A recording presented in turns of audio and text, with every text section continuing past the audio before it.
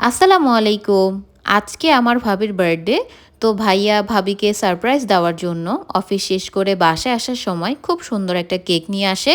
তো এরপর ভাবিকে বললাম, "ভাবি যাও একটু রেডি হয়ে আসো হালকা পাতলা, কেকটা কাটো।" তো ভাবি গিয়ে একটু রেডি হয়ে আসলো।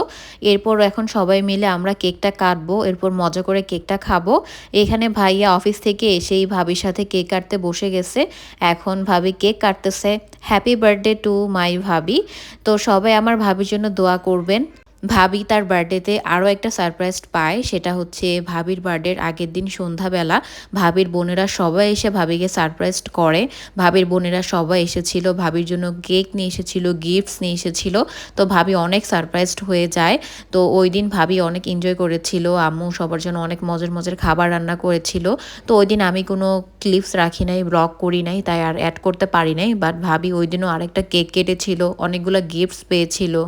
ওই দিনও আমরা সবাই অনেক এনজয় করেছিলাম, কারণ সবাই একসাথে হয়েছিল, ভাবির বোনের এসেছিল, আন্টিও এসেছিল, অনেক মজা হয়েছিল। আচ্ছা, আরেকটা ব্যাপার মেনশন করে দিই, সেটা হচ্ছে ভাবির বার্থডে কিন্তু আজকে না, প্রায় অনেক দিন আগে চলে গিয়েছে। যেদিন ভাবির বার্থডে ছিল আমি ওই দিনই এই ভিডিওটা এডিট করে আর আপলোড করতে পারি নাই, এই জন্য আই এম সরি।